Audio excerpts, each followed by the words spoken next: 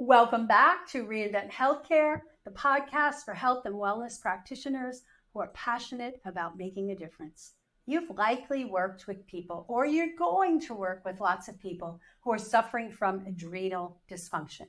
It's a plague of the modern world. Stress seems to be a 24/7 phenomenon, and folks are in a dangerous aftermath of high cortisol, which we'll talk about in a moment. It's often followed by low cortisol. So high cortisol and all the dangers there, and low cortisol and all the low energy and other things that happen with that. And it's a response to our modern world. It's a response to 24/7 stressors. And the cortisol is a force that truly impacts people on a deep level. Their energy levels, their sex drive, their weight, their motivation, and their cardiovascular system. So on today's episode, I am going to share with you what I've found in over 30 years of practice to be the most useful ways to help and to coach people into what to eat, what supplements to take, and what herbs can be helpful to help them restore balance to their adrenal system. We also call it hypothalamic pituitary adrenal axis, the HPA axis, and that's really what's dysfunctioning, the response to stress. So, as you already know, most likely, if you're here, is that the job of the adrenals is to protect the body in the face of danger. Its job is to mobilize resources that can be used to either escape or fight. And the way that the adrenal response was designed is for physical stressors like lions and tigers and bears, oh my, things that are physical where we need all these great things that happen. And in the event of a physical stressor, we want the blood sugar to go up. We want the blood pressure to go up. We want the heart rate to start racing and the respiratory rate to improve. We want to shut down digestion so that we no longer have to worry about digesting the food. We can put all the attention on escaping from the physical dangers. But unfortunately, most of the stressors that we deal with in this modern world, they're not physical. There's no need to run and jump and hide. There's no need to escape. When we're sitting at the computer and getting upset as you read the stock market report or get an uncomfortable email from a family member, that is not a good use of the resources that cortisol mobilizes for us. So whenever people get into this situation where cortisol is mobilized and there's no physical stress to escape, that extra blood sugar that gets mobilized to be able to run and jump and fight, it tends to elevate the insulin, and the elevated insulin then can lead to weight gain, especially around the middle. Plus, there's other consequences of insulin resistance, which we've gone over on a lot of other podcast episodes. We end up with brain fog. You have people coming in all the time. They're going to tell you, I have brain fog. I have memory problems. And that's a physiologic response to the high levels of cortisol. It turns off this prefrontal cortex. It affects the hippocampus and the ability of the body to translate all the memories, the current situations, into short-term memory and then into long-term memory. So people say, well, I just can't remember things. It shuts down the digestive tract for obvious reasons. But if this is chronic, what's going to happen is that shutting down of the digestive tract means that we're not going to be able to extract nutrients from their food. They're going to get a lot of toxic overload in their digestive tract. So a lot of the digestive issues that you're going to see in people could have a root in this chronic sympathetic overload. Reduced libido is one of the early signs of adrenal dysfunction, because we'll look at this on another episode when we look at the tests that we can evaluate this function. But the precursors for making cortisol are the same precursors that make testosterone, estrogen, progesterone. And if we're in the danger situation, we're running away from hungry animals, we don't want to have sexual thoughts coming into play to distract us. We don't want to have the sexual energy to distract the energy from the escape energy. So sex drive goes down. And when it's continual stress, like in the modern world where it's not physical stress, that becomes a problem. And when I see people in their 30s coming in and saying, I lost my sex drive. Here we are, we want to have a baby and I have no sex drive. and maybe no ability as well. So it all comes in from these cortisol levels, right? So people get more anxious because of the high levels of cortisol constantly sourcing through their blood. They can even get depressed as an aftermath. And because the same precursors, tyrosine and amino acid, it comes into play with making adrenal functions, and the epinephrine and norepinephrine is involved with the making of the neurotransmitter dopamine. So we lose motivation, they get depressed, etc. So the big part is the cardiovascular stress. When that glucose is constantly elevated and we get the increase in insulin, the insulin causes hypertension. The insulin thickens the lining and makes them more stiff of the blood vessels. So we really need to be watching out for the stress and coaching people on how to manage their stress by other means. So in today's episode, we're going to talk about ways that they can manage the stressful response, mitigate the stressful response through food, through supplements, and through herbs.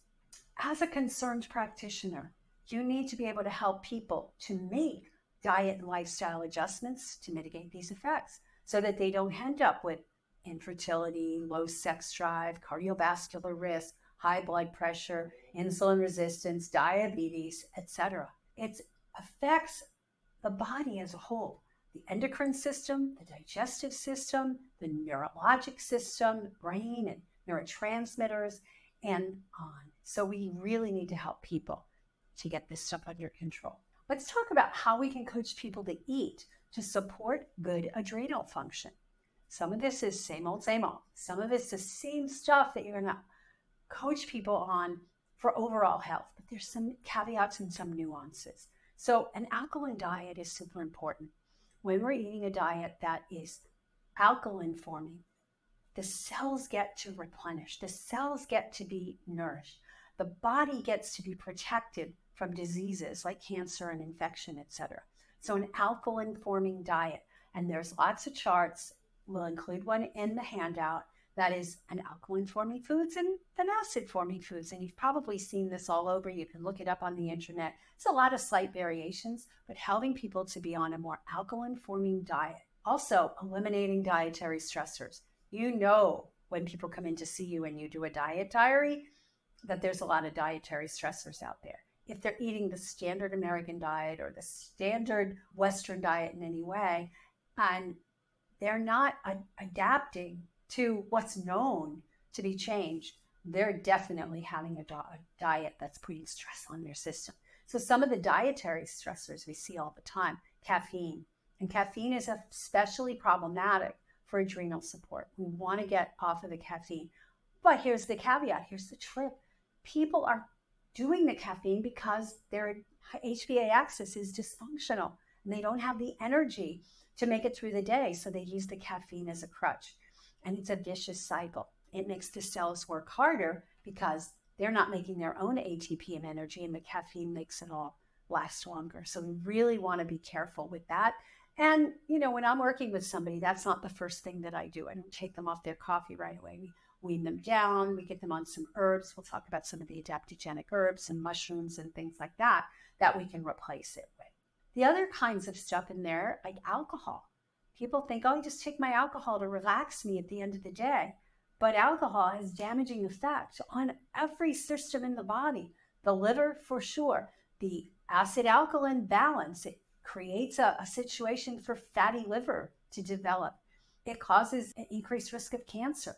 There's been found that women who drink 3 or more drinks a week have, or 3 at least, even just 3 drinks a week of wine, they're subject to increased risk of breast cancer, like by 14 or 15%.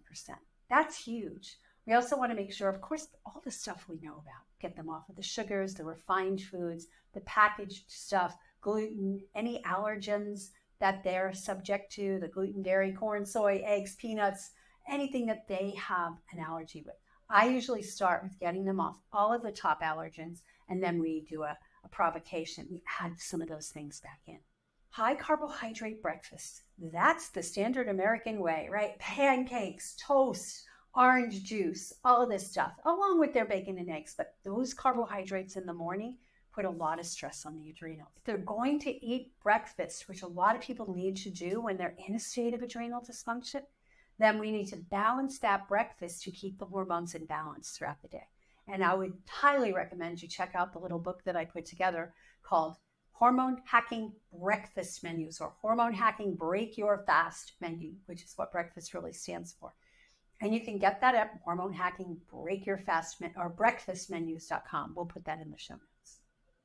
So you want to avoid a high carbohydrate, but you also don't want to recommend that people are eating, just bacon and butter and bacon and eggs and foods that don't have all the components. So in that little booklet I share, we should have something green in that breakfast. We should have something that's a good source of protein. It doesn't have to be animal protein. It could be plant protein. Really good stuff that they can put in there. So greens, protein, good omega-3 fats, good fiber, and then something with probiotics in it. My favorite is coconut yogurt or sometimes cashew yogurt. So those things make up a really solid breakfast to help people to keep their blood sugar steady throughout the day, but also their adrenal support. Estrogen levels, it's really important that we balance estrogen levels in these people. An important thing is keep estrogen levels balanced. So many people are on hormone replacement, they're on birth control pills, and they're using a lot of xenoestrogens, hormone disruptors in their foods. And we need to be looking at that and helping people to reduce that, because that has a huge effect on the adrenal health. And of course, lots of fresh fruits and vegetables, fruit to the extent that their blood sugar can tolerate. All of the minerals, all of the vitamins, all the antioxidants in that improve the function of the adrenals and a lot of other things in the body. Sometimes adding sea vegetables can be super important. Some people don't like them. Or adding fruits and vegetables that have been grown in seawater. There's a lot of places that you can find that do that, or that's something you can teach them how to do on their own. That's a little bit more work, so they may be too tired to do that. Things that have sulfur, like garlic and onion, but a lot of people are sensitive to that, so really be careful in recommending that. But also omega-3 rich foods, hemp seeds, chia seeds, flax seeds, algae, deep ocean fish.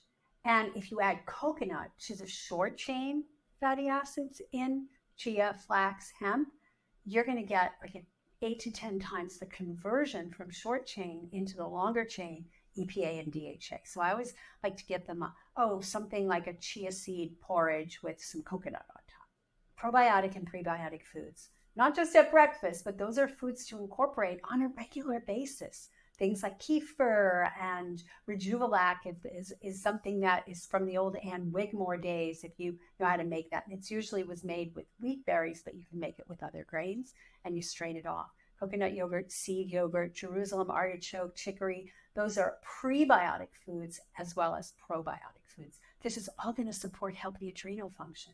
Sunflower lecithin can be helpful because it provides phosphatidylcholine, and that's a precursor of acetylcholine, which is the neurotransmitter of the parasympathetic nervous system. So this can be super helpful for a lot of these folks. And the last food group I want to talk about are mushrooms. It could be the medicinal mushrooms or the food grade, the culinary mushrooms. There's a lot of interest in mushrooms these days. We go to the farmer's market. There's all kinds of people growing all kinds of great mushrooms, including lion's mane, which is a super important one for brain. So some of that brain fog that folks get when they're in the state of adrenal dysfunction can be helped with lion's mane mushrooms. But all of the mushrooms have medicinal value, and we'll talk a little bit more about the medicinal ones and the extracts that as we talk about some of the herbs. So let's talk about some of the supplements. And it's really, I'm talking about the nutrients, supplement if needed, or help people to eat more foods that have these in it so they can extract it. So vitamin C. Vitamin C is super important for cortisol and other adrenal hormones to be produced. And it's an antioxidant that protects the body and protects the adrenals from damage. Cortisol is pretty damaging to the system. It causes a lot of oxidative byproducts. So when we're under stress, we need to use more vitamin C than anything else. And it's said that the adrenal glands require more vitamin C than any other part of the body. So keeping up their vitamin C, whether you're giving them a supplement, recommending that, or recommending high vitamin C foods. Pantothenic acid's another important one, vitamin B5. When we look at the adrenal cascade, the hormones that are involved, and we look at the way that they convert from one to the next, up at the very top is good old cholesterol. And most people think of cholesterol as bad, but we need to have enough cholesterol to be converted downstream into these other hormones, the adrenal hormones, but also the sex hormones. So pantothenic acid is super important for converting from cholesterol into pregnenolone. And pregnenolone is at the top of the chain, the top of the food chain, and everything else within the steroid hormone cascade comes from that. So it's really found to be helpful to supplement B5 because it's hard to get enough of it when you know somebody's been under stress for a long time and they're in a state of adrenal dysfunction. The doses that have been studied the most, but you're going to have to make it ideal for your person, is 500 milligrams about 3 times a day. Vitamin B6 is another one that's super important. P5P, pyridoxal 5-phosphate, is the active form of B6, and B6 is super important in the enzymatic conversion between the hormones. So we really need to have good amounts of B6. We also need it for neurotransmitter development.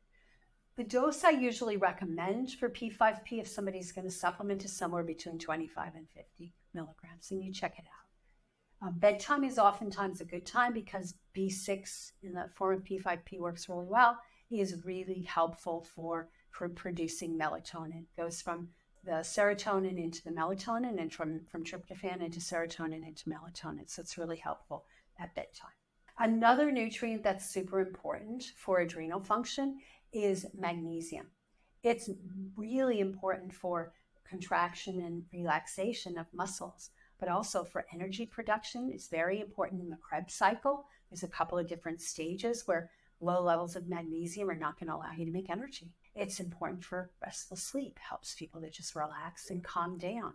General dose is like 400 to 600 milligrams a day, but usually what I do with the magnesium is I do what's called a magnesium load test.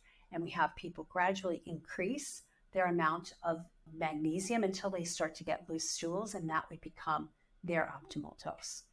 Fatty acids, we can't talk enough about fatty acids. Essential fatty acids are critical for controlling inflammation in the body, and inflammation is one of the stressors that lead to problems with the adrenals, and it contributes to brain function, right? We need good fatty acids in order to have good brain function. So typically what I just tell people to do is somewhere in the neighborhood of 400 to 800 milligrams of DHA, because it's so important for blood sugar regularity, and regular blood sugar is one of the things that's critical for good adrenal function without having the stress of big spikes and drops.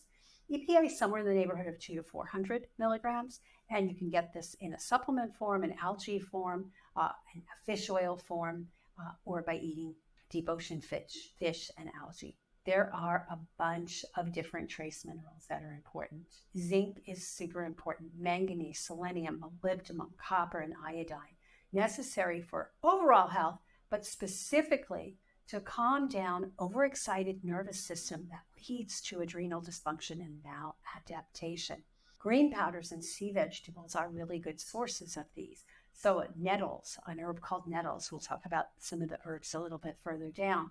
But general guidelines, it's going to vary from person to person. Zinc, it could be anywhere from 25 to 75 milligrams, depending. Do they have some genetic factors? But you play with it and you just see how they respond, and you can gradually increase the dose or find their optimal dose. Selenium, depending on whether they also have thyroid dysfunction and thyroid conversion between T4 and T3 problems, selenium is super important. And I like to go with 200 to 400 micrograms a day, not milligrams, micrograms a day. You can get that into Brazil nuts, right? So you help people to change their diet a little bit. If they hate Brazil nuts, they can't tolerate nuts, then of course you can do a selenium supplement. Molybdenum is another one, really important in the detox pathways, right? And really important in the production of glutathione. The ideal dose could be anywhere from 50 to 100 micrograms a day. It just depends. It depends on some of their genetic factors as well. Iodine, careful with supplementing iodine, because there's a lot of people who think that it causes an aggravation of thyroid autoimmunity. So, I usually test 150 micrograms is the recommended dose by the RDA, but some people need as much as 15 milligrams a day. It depends. And I always run an iodine load test before I will supplement with iodine.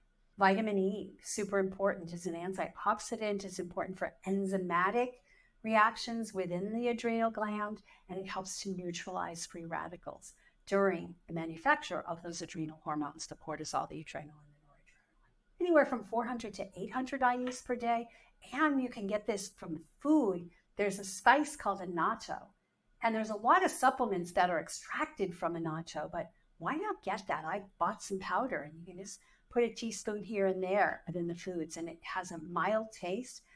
Gives it a nice orangey color, kind of like turmeric.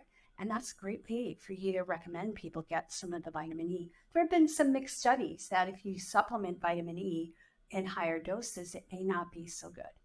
So negative responses. Everything we look at, you're going to find a positive and a negative. So you have to find out for this particular person.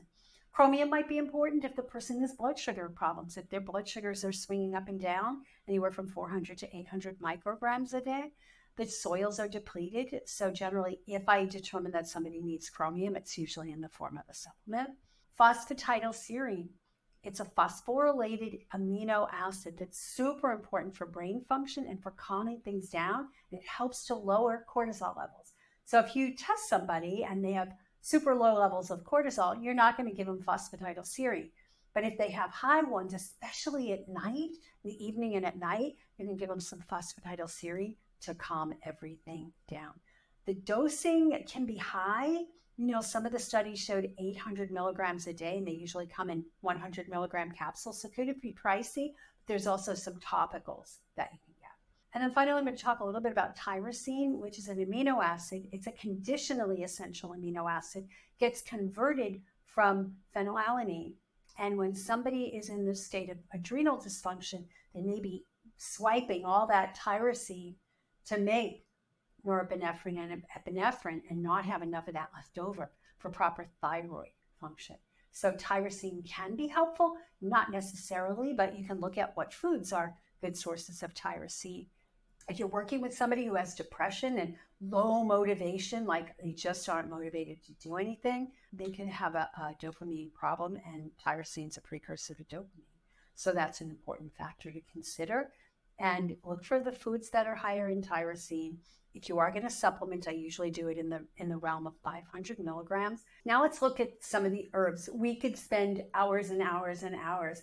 In a course that we did last year, it was a one-day workshop on adrenals and thyroid. We talked a lot about these, and if you're interested, we'll put a link in the show notes to the thyroid adrenal workshop. And we have like 100 and some page workbooks that you can get with it, and six or 7 hours of video if you really want to dig deep into this. So I'm just going to summarize some of these, and then you can dig in deeper for the people who you're working with, and you want to see which is the right adaptogen. Some of them are not going to work for people who are in a state of hypercortisol. Some of them are going to work better for people who are in a hypocortisol. And in my class that I teach for our nutritional endocrinology practitioner training, we have all of those considerations. And we also share that in our adrenal, I think it's called Adrenal Recharge Program for our clients. And we'll put the links in the show notes. So let's start with ashwagandha. You've probably heard of it. It's an Ayurvedic herb. It's a warming Ayurvedic herb.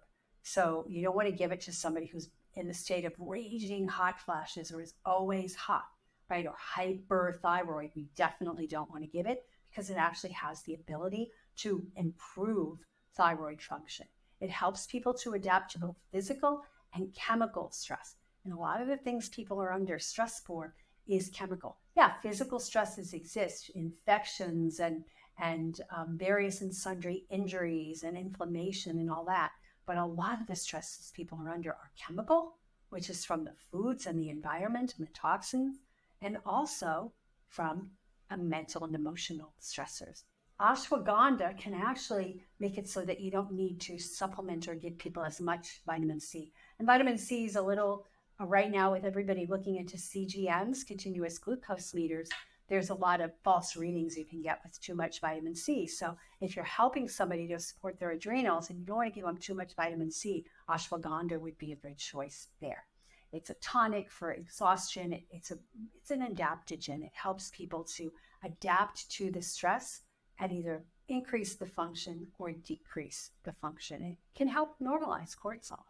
So let's look at astragalus. We a lot of times think of astragalus as an immune support, right? It helps people to, before build up and strengthen their immune system. It's also considered an adrenal adaptogen. It's helpful for the sexual problems, the lowered libido that happen. Again, before you start recommending specific herbs for people, I would recommend that you read up about them and then you see how it fits the rest of their symptom pattern. And we do help you do that by the resources we give you in the workshop, the adrenal workshop that we have. And you can see the link to that on the site. So another one is borage. And borage is a good source of GLA, gamma-linoleic acid, which is a type of omega-6 fatty acid that's super important in creating anti-inflammatory prostaglandins. And it helps to restore the adrenals, and especially if somebody's been on cortisone or cortisol use for a long time, that can be super helpful, which also means that if they've been producing a lot of cortisol, they're in that first alarm state of adrenal dysfunction, that this can be super, super helpful for them. You can buy borage oil. Nordic Naturals sells it. You can get it at the health food store or online.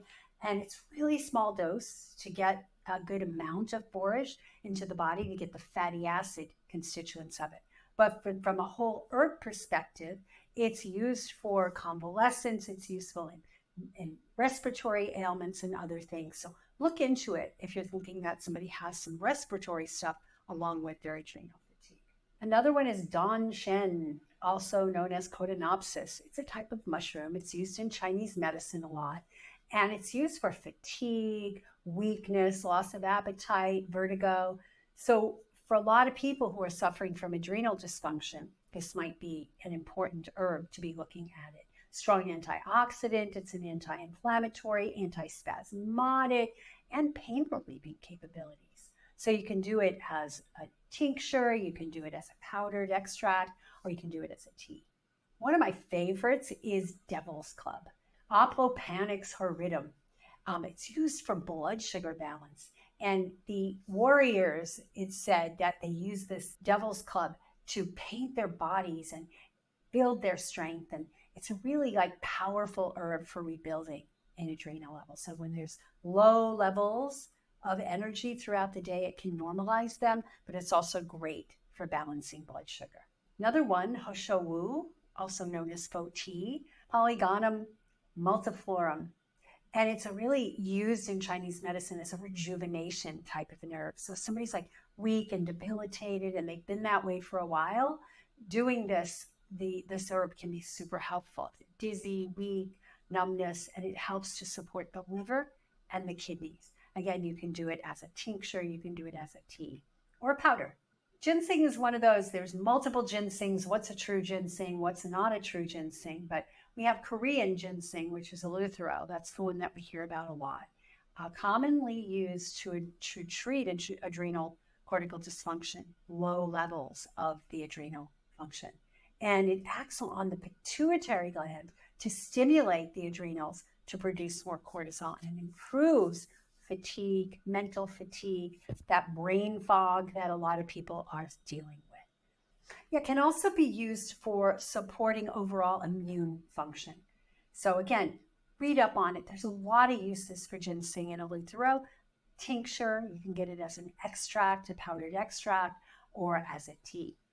We have North American ginseng, Panax ginseng, and extracts of these have binding properties. They found them to bind to adrenal receptors, which can be super helpful in restoring the effects of the adrenals. It's one thing that you want to look out for. People who have that nervous indigestion, they're stressed out all the time and their digestion isn't working properly. Also mental fatigue, brain fog, and things like that. Another one is rhodiola. Rhodiola is used very commonly. It's commonly used as an adrenal adaptogen, And it can go either way. It's truly the adaptogenic type of an herb, where if you take a very small dose, it can be stimulating, increase energy. If you take a very high dose, it can be calming and reduce the energy. So you're going to have to play with this. If you're not super experienced, experiment with it on yourself before you start experimenting with it on folks. But it's really good for depression and memory and cardiac problems. Another one that is an herb that you have to be really careful about is licorice root, Glycyrrhiza glabra. Licorice is an adrenal tonic that helps to raise the levels of cortisol circulating. And it's been actually used in cases of full-blown autoimmune adrenal dysfunction like Addison's disease.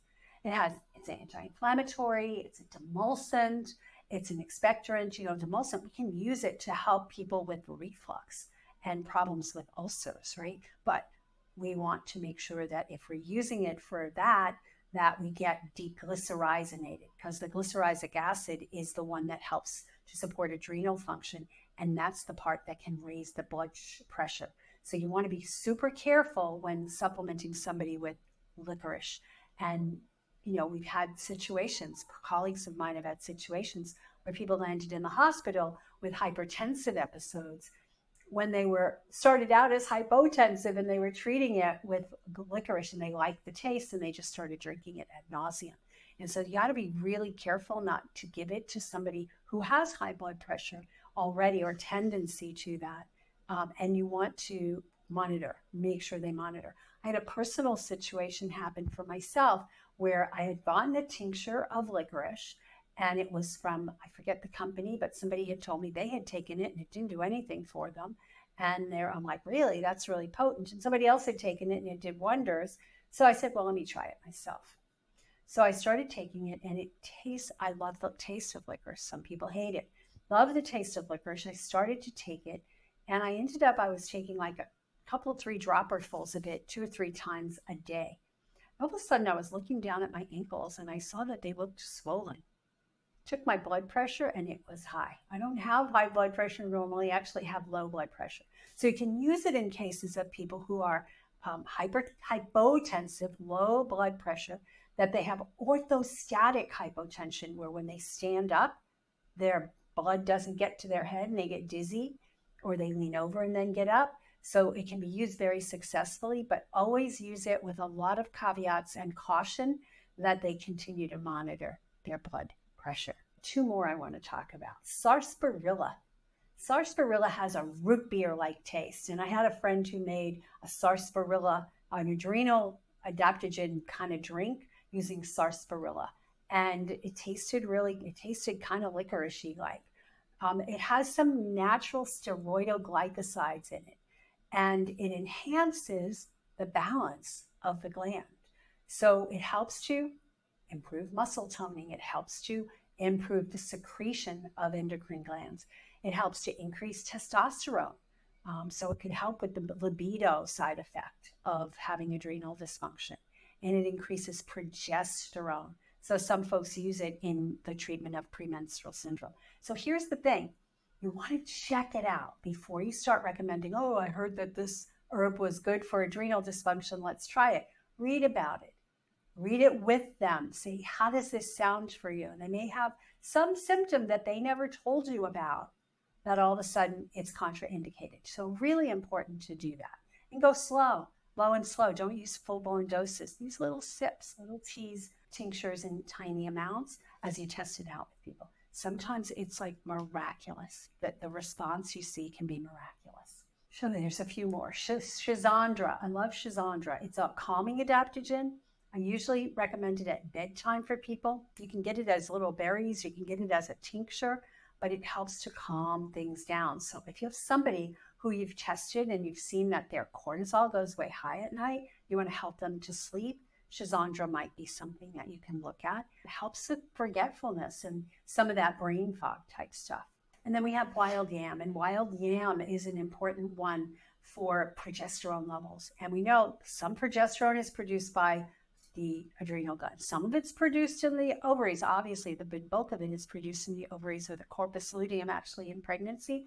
But when we can give people a replenishment here, like say they're making a lot of cortisol and they're in this hyper stress state, it's going to take away from their production of progesterone, estrogen, DHEA, testosterone. So while the M may be helpful, it's also helpful for the gut. And we see a lot of gut issues with people with adrenal fatigue, right? So it's something that, be careful with it. It can stimulate the uterus. So check in and make sure they don't have uterine cramping and things like that. You certainly wouldn't want to use a lot of these during pregnancy. So that's what I have for you today. We talked about the foods, we talked about supplements and specific nutrients, and we talked about herbs. Is this a complete list? No. There's a lot of good books out there on adaptogens. David Winston has a good book on adaptogens. There's a number of good books if you really want to dig deep into it. But there's just so much to learn. And when you have at your disposal some of the basic ones, some of the basic nutrients, some of the basic herbs and adaptogens. One last thing I want to talk about before we close is medicinal mushrooms. There are a number of mushrooms and mushroom extracts that you can help people to support their adrenals. So reishi is a great immune booster, but it's also phenomenal as an adrenal adaptogen.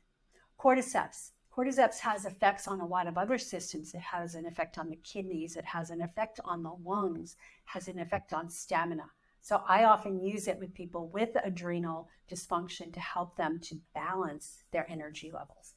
Chaga is another one. It's also good for the immune system, but it can be very, very helpful. So before you start using these, jump in and read about them and learn and learn what this particular person needs. I like to use the mushrooms and the herbs in elixirs. We make a bunch of really yummy elixirs, and we have a whole book about elixirs and how you can make them. Hormoneelixirs.com.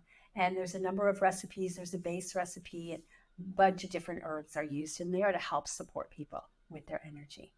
So you have the power to educate people. You have the power to take charge. These people who have been to doctor after doctor, or their MD doesn't believe them that there's anything to adrenal dysfunction, you have the ability to help them with changing their diet, with improving their mindfulness practices, reducing their stress, and having ways that they can transform that. You have the power. Educate yourself.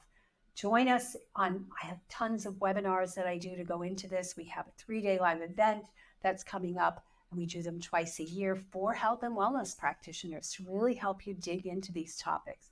And then, of course, we have our nutritional endocrinology practitioner training, where you get the most in-depth treatment and the most in-depth study of functional and nutrition and endocrinology. So basically, nutritional endocrinology is that combination of functional nutrition, using nutrition functionally to build back the body. The adrenals are part of that body. You have the power to educate and empower your patients and clients to use the power of food and nutrition and lifestyle to balance their HPA axis, get their adrenals back to working, get their endocrine system back to working. Your job is to study and learn and know how to apply it and know how to customize so that you can be the best practitioner you possibly can be. So for more in-depth trainings, visit inemethod.com, learn about some of the other trainings that we have, check out the show notes page, download at reinventhealthcare.com/adrenal. And until next time, shine on.